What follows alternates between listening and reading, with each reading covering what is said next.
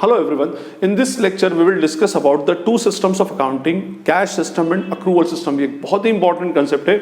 इस lecture में हम देखेंगे what are the meaning and concepts of the cash system as well as the accrual system and what are the differences between cash system, accrual system. कौन से business में किस system की requirement होती है, which system is more practical, which is more feasible, और majorly कौन सा सिस्टम बेसिकली मार्केट में अडॉप्ट होता है.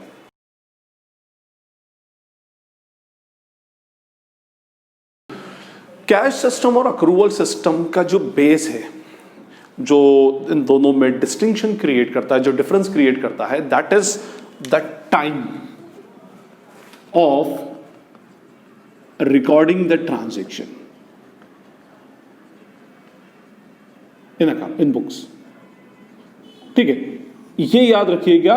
We are talking about the time of recording, not the time of happening of the transaction. हम transaction के होने की बात नहीं कर रहे हैं. We are talking about the recording, time of recording the transaction in our books of account. किस ट्रांजेक्शन को कब रिकॉर्ड किया जाएगा, इस बेसिस पर आपके दो सिस्टम्स क्रिएट होते हैं. फाइन. अब देखिए, first system is the cash system. It emphasizes only on the cash transactions. ये सिस्टम बोलता है कि you have to record the transaction in books of accounts only when cash is associated with that transaction. अगर उसमें cash का element included है, then only it will be recorded in books of account. आप सिर्फ cash पर emphasise करेंगे. Cash पर emphasise करने का मीनिंग होता है कि आप ये देखिए कि अगर कैश का एलिमेंट इंक्लूडेड है तो रिकॉर्ड करो, कैश का एलिमेंट इंक्लूडेड नहीं है तो रिकॉर्ड मत करो. रेवेन्यू तब रिकॉर्ड होगी when it is actually received in cash. Expense कब रिकॉर्ड होगा, when it is actually paid in cash. देखिए, सिंपल सा एक एग्जांपल देता हूं मैं आपको कि लेट्स सपोज आपने 1 जुलाई को एक गुड सेल किया, कैश सेल्स हुई ₹5 लाख की. तो यहां पर कैश का एलिमेंट इंक्लूडेड है, यस ऑफ कोर्स इंक्लूडेड है. तो ये this transaction will be recorded on 1 July itself. Fine. Now 5 जुलाई को we have sold goods on credit. हमने उधारी पर गुड्स सेल किया ऑफ ₹3 लाख. अब इसमें कैश का एलिमेंट इंक्लूडेड नहीं है, so this transaction will not B recorded on 5 July as per the cash system. हाँ, अब लेट्स सपोज इसका पेमेंट आपको रिसीव हुआ है 18 जुलाई को. Now this transaction, this sale will be recorded on 18 July. अब बोलोगे सर ये इम्प्रैक्टिकल है. Yes of course it is impractical, but still cash system तो यही बोलता है कि you just have to emphasize on the cash. अगर कैश में ट्रांजैक्शन होता है तो रिकॉर्ड करो. ये ट्रांजैक्शन कैश में था, रिकॉर्ड किया. ये ट्रांजैक्शन कैश में नहीं था, रिकॉर्ड नहीं किया. यहां पर सिंपल सा है कि फंडा है, revenue is recorded when it is actually received. Simple सा फंडा है. आपकी रेवेन्यू तब रिकॉर्ड होगी जब वो रिसीव हो जाए. Expenses are recorded when it is actually paid in cash.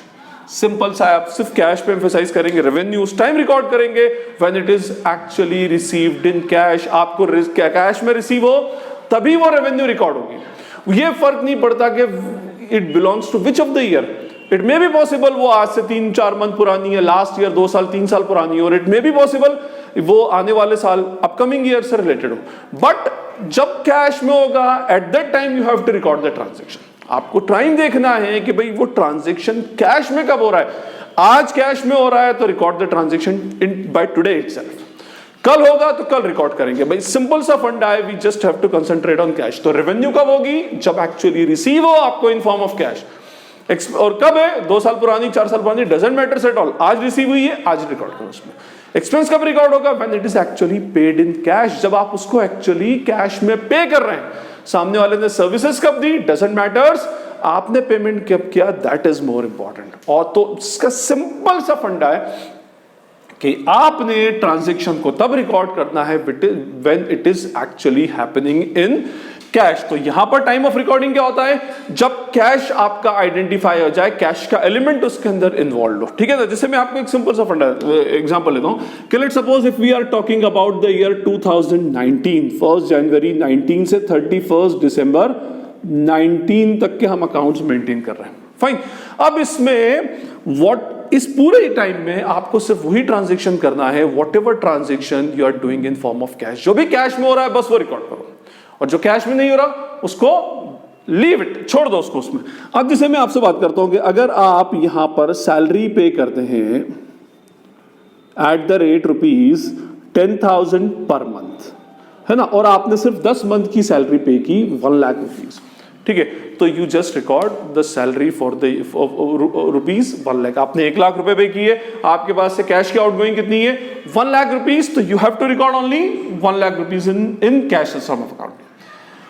12 months period की 2 मंथ की सैलरी आपने शायद किसी रीजन से नहीं दी, due to shortage of fund और lack of fund, it doesn't matters, आपके पास से कैश में नहीं गई, तो you are not going to record the transaction in cash. आप उसको कैश में in the books of account आप उसको अकाउंट्स में रिकॉर्ड नहीं करोगे, क्योंकि वो ट्रांजेक्शन एक्चुअली अभी तक कैश में नहीं हुआ है, ठीक है।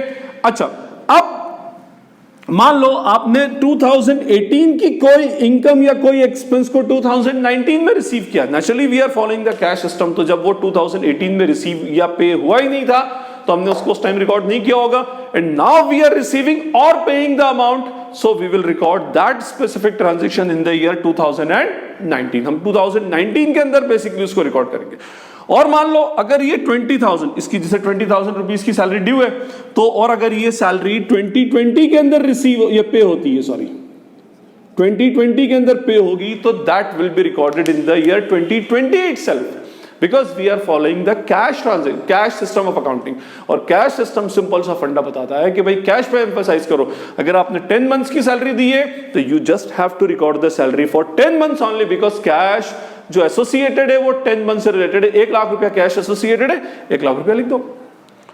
हाँ, अगर आप जैसे लेट सपोज अगर हम बात करें यहां पर, अगर हम रेंट पे करते हैं, if we are paying the rent, और हमने ₹5,000 पर मंथ से 15 मंथ का रेंट पे कर दिया, 75,000। अब आप देखें, we are paying the rent of ₹75,000 in this case, और उसमें 15 मंथ्स का है, जबकि एक साल में 12 मंथ्स होते, means we are paying advance rent of next 3 months. इस 2020 के कुछ एक्सपेंस जो 15,000 का एक्सपेंस है, वो हमने 2019 में पे कर दिया।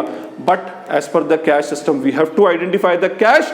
हमें कैश को रिकॉग्नाइज करना है, और कैश कब रिकॉग्नाइज हो रही है? In the year 2019 itself. तो हमें उसको इसी साल में रिकॉर्ड करना पड़ेगा, जबकि वो एक्सपेंस जो है वो that is related with the year 2020। तो प्रॉब्लम ये होती है इसमें कि we have to just emphasize on the cash, हमें सिर्फ कैश पर एम्फसाइज करना है, and that is the biggest drawback. जो इसका फीचर भी है, and that is the biggest drawback, उसका ड्रॉबैक भी यही है। प्रॉब्लम ये आती है कि this is the violation of the matching principle as well as the accrual principle. Matching और अक्रूवल प्रिंसिपल का ये वायलेशन होता है। प्रॉब्लम ये आ रही है कि अगर हम 2019 का प्रॉफिट कैलकुलेट करेंगे, अभी आपको एग्जांपल देकर बताऊंगा मैं कैसे कैलकुलेट होता है। If we are calculating the profit of 2019, it will be the wrong amount of profit. क्यों? क्योंकि इसमें 2 मंथ का आपने एक्सपेंस लिखा ही नहीं, और इसमें आपने 3 मंथ्स का जो नेक्स्ट ईयर का एक्सपेंस था वो आपने 2019 में लिख दिया। तो how could we calculate the amount of the profit, correct amount of profit for the year 2019? तो कैश सिस्टम ऑफ अकाउंटिंग थोड़ा सा इम्प्रैक्टिकल सी मेथड है। हमारा जो प्रॉफिट कैलकुलेट होता है वो कैश बेसिस पर ही कैलकुलेट होगा। फिर आपको बेसिस भी क्या लेना पड़ेगा? कैश। एक्चुअली ये उन बिजनेसमैन के लिए होते हैं जो स्मॉल बिजनेसमैन होते हैं, plus one who deals in cash only, cash transaction ही करते हैं बस वो लोग। उनके पास क्रेडिट ट्रांजेक्शन निग्लिजिबल, बिल्कुल नॉमिनल बहुत ही कम होंगे। मेजॉरिटी ऑफ ट्रांजेक्शंस जिनके पास कैश है, तो वो cash system of accounting follow करते हैं। Actually it is easy to follow the cash system of accounting, बहुत इजी है। बस आपको क्या देखना है, you just have to emphasize on the cash. जो वो बिजनेसमैन जो कैश में सेल्स कर रहे हैं, कैश में परचेस कर रहे हैं, सारे ट्रांजेक्शन, सारे expense they are paying in the cash, all revenues they are receiving in the cash, they will follow the cash system of accounting. उन लोगों के लिए कन्वीनियंट होता है, because it is easy to follow. But लेकिन जहां पर credit transactions आ गए, जहां पर एक्सपेंसेस का पेमेंट थोड़ा सा लेट हो रहा है, इनकम लेट रिसीव हो रही है, क्रेडिट चल रहा है, in that case cash system will not be feasible. We have to follow the accrual system of accounting, क्योंकि यहां पर time of recording of transaction cash के ऊपर बेस्ड नहीं होता। अब हम देखें यहां पर क्या है, when will be the time of recording of transaction in accrual system? तो accrual system का सीधा सा फंडा है, time of recording of transaction is based on the services, not on the cash. आप सर्विसेज पर कंसंट्रेट करो, बेनिफिट्स पे, या उसको बोले हम बेनिफिट्स पे, आपको उसका बेनिफिट कब मिला। देखिए बेनिफिट का मिलना कैश के मिलने से डिफरेंट है। आपको उसका बेनिफिट कब मिला या आपने उसका बेनिफिट सामने वाली पार्टी को कब दिया, that is important. Accrual system बोलता है just concentrate on the service और द बेनिफिट। आप बेनिफिट के ऊपर या सर्विसेज के ऊपर कंसंट्रेट करो, और जब बेनिफिट मिलेगा तो आपको मिलेगा या आप सामने वाली पार्टी को दोगे, at that time you just have to record the transaction. जैसे मैं आपको बोलता हूं, इसी सेम एग्जांपल को लेते हैं। इन दिस केस आपकी कैश सेल हुई है 5 लाख रुपीस की, आपको बेनिफिट कब मिला है 1 जुलाई को, तो this transaction will be recorded on 1 July itself, cash sale को रिकॉर्ड करेंगे। Now but in second transaction we are making credit sale of rupees 3 lakh, benefit तो आपको मिल चुका है। सिंपल सा फंडा, आज सर्विसेज आपको मिल गई है, आपने सर्विसेज प्रोवाइड कर दी, सामने वाले को गुड्स सेल कर दिया, गुड्स दे दिया, उसको बेनिफिट प्रोवाइड कर दिया आपने, तो this will be recorded on 5th July itself. आप बोलोगे सर कैश इन्वॉल्व नहीं, yes of course cash is not involve, लेकिन बेनिफिट तो मिल गया, आपकी सेल तो हो गई, आपका प्रॉफिट हो गया। That is different thing, that you have not receive the amount of profit from the customer, वो आप इन फ्यूचर आप उसको रिसीव करोगे। फाइन, अब ये 5th जुलाई को भी रिकॉर्ड होगा इन form of credit sale itself, और जब ये 18th जुलाई को कैश रिसीव होगा, on that day you will show the receipt of cash against the credit sale which you have made on 5th of July. तो in this case in accrual system of accounting हम transaction को identify करते हैं on the benefits। आपने सामने वाले को benefit दिया इन फॉर्म ऑफ क्रेडिट सेल, कौन सी डेट पर 5th जुलाई को, तो 5th जुलाई को आप रिकॉर्ड करो।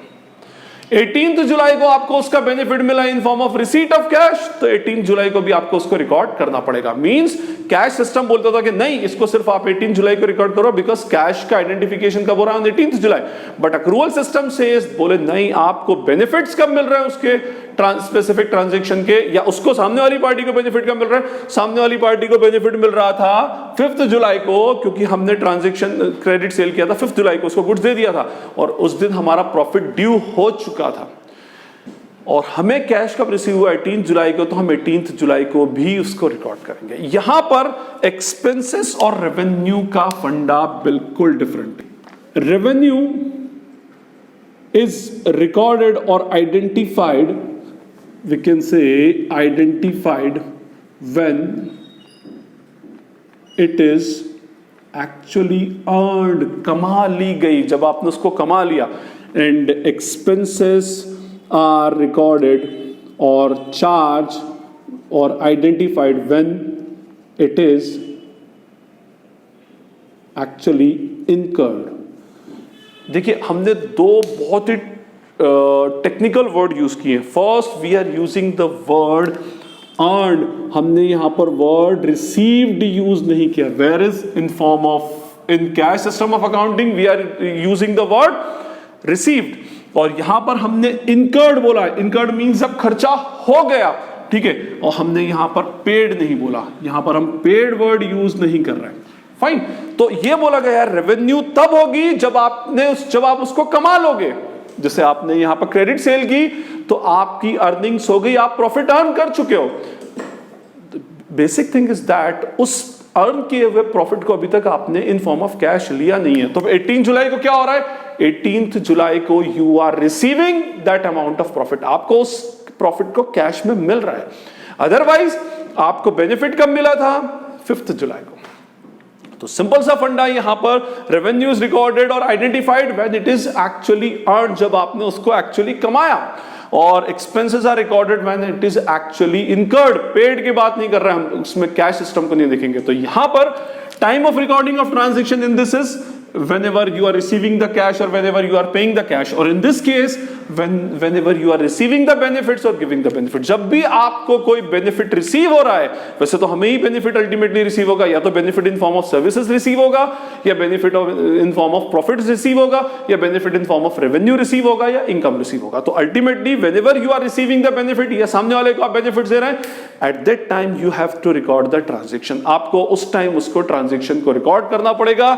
और जैसे अभी हमने इसके अंदर एग्जांपल लिया था कि इन दिस केस अगर हम इसकी बात करें तो यहां पर अगर हम सैलरी रिकॉर्ड करेंगे तो we have to record the salary of ₹1,20,000 in this case.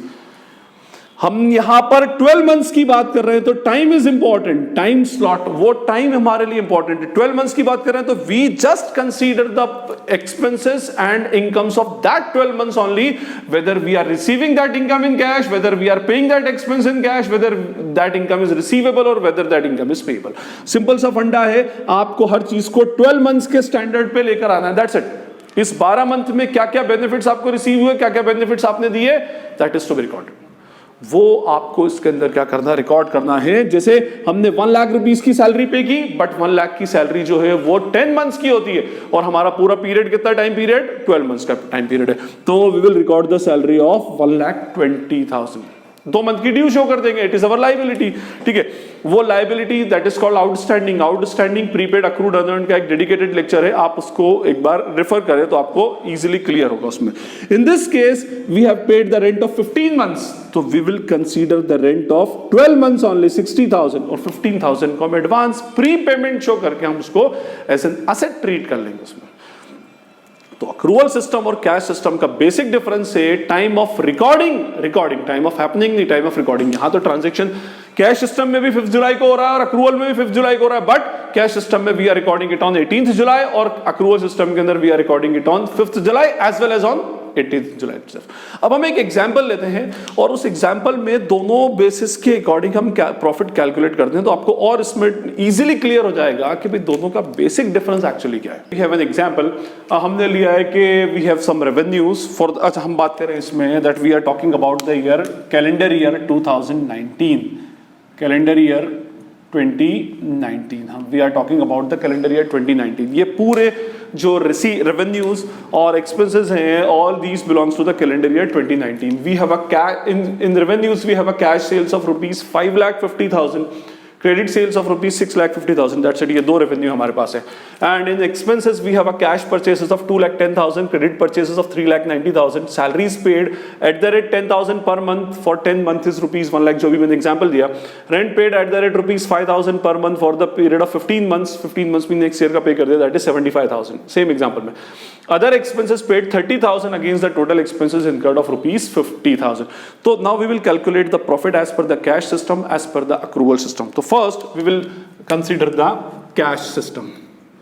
तो as per the cash system, first we will take the अच्छा ये cash system बोल रहा है तो we will consider only the cash revenues।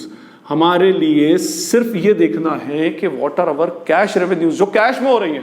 तो cash sale is our cash revenue, that is 5,50,000।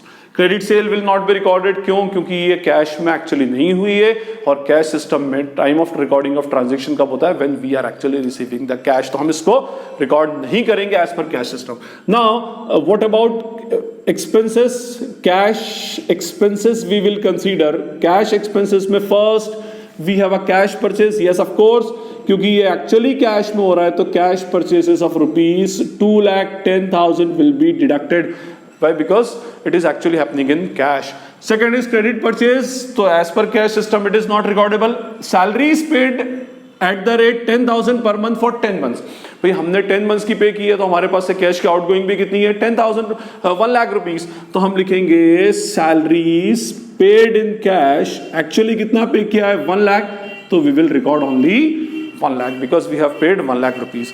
Now rent paid is 75,000, हमने next year का भी पे कर दिया, डजंट मैटर्स, हमारी पॉकेट से कैश कितना गया है एक्चुअली 75,000, तो वी विल रिकॉर्ड 75,000, हम 75,000 ही देंगे। अदर एक्सपेंसेस के अंदर हमारे एक्चुअली एक्सपेंस तो हुए थे 50 के, but we just have paid only rupees 30,000, तो we will record only rupees 30,000 in this case. That's it. These are our revenues and these are our expenses. हमारा प्रॉफिट का फॉर्मूला क्या होता है? Revenue minus expenses. तो final answer after deducting all these expenses from this revenue is rupees 1,35,000. तो this will be considered as our net profit as per what? Cash system of accounting. But if we follow accrual system, तो accrual में इसका calculation बिल्कुल ही different हो जाएगा। Accrual system of accounting के according first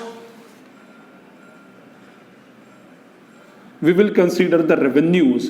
हमें बेनिफिट्स पर देखना है, कैश सेल का बेनिफिट भी मिल चुका है, 5,50,000 और क्रेडिट सेल की है तो भी बेनिफिट तो हमें मिल ही चुका है, that is 6,50,000. Total amount is 12 lakh, means our total revenue is rupees 12 lakh. हमारे लिए टोटल रेवेन्यू 12 लाख रुपीज की है, भले हमें कैश में रिसीव ना हुई हो. And we are talking about, now we will talk about the expenses. तो first we have cash purchases. तो cash purchases is of rupees 2,10,000.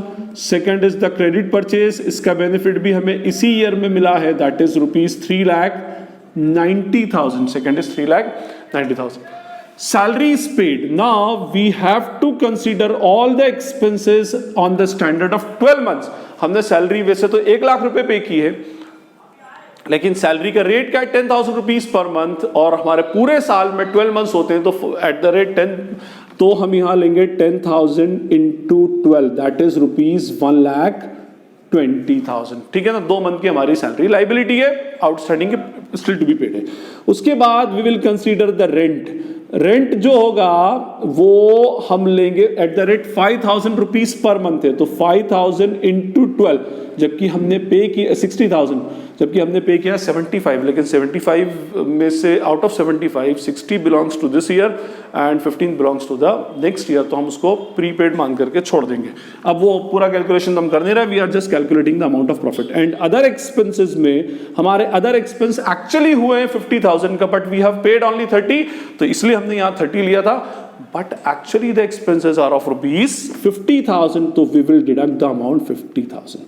Total of all these expenses are 8,30,000, और हम 12 लाख में से 8,30,000 माइनस करेंगे, तो we will have a net profit of 3,70,000.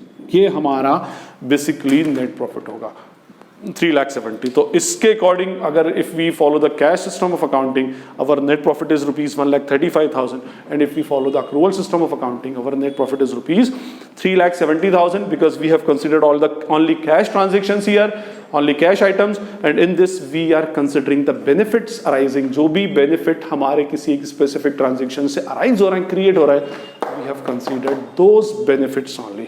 Okay, fine. तो accrual system और cash system के अंदर simple सा फंडा है. क्या बेस ऑफ डिस्टिंक्शन है? The time of recording of transaction in the accounts. आप उसको रिकॉर्ड कब करते हो, कब हो रहा है, दैट डजंट मैटर्स. ठीक है ना. कैश सिस्टम बोलता है कि रिकॉर्ड तब करो जब कैश आइडेंटिफाई कर लो. अक्रूवल सिस्टम बोलता है रिकॉर्ड जब करो जब उस पर बेनिफिट अराइज हो जाए. सर्विसेज के ऊपर बेस्ड है, बेनिफिट्स के ऊपर बेस्ड है, और इसमें बेनिफिट तब मिलता है जब कैश, यहां पर हम ये मानते हैं कि हमारा बेनिफिट तब हुआ जब कैश मिल रहा है, यहां पर हम मानते हैं जब बेनिफिट तब मिल रहा है जब हमें सर्विसेज एक्चुअली मिल गई, और whenever we are giving the services to the other party. ये सिंपल सा फंडा है. So this is all about the cash system and the accrual system. I hope it is clear to you all. In case अगर आपको कोई doubt है या कोई क्वेरी है, you can ask in the comment section. मैं उसको पढ़ते से जितनी जल्दी होगा रिप्लाई करने की ट्राई करूंगा. Thank you. थैंक्स.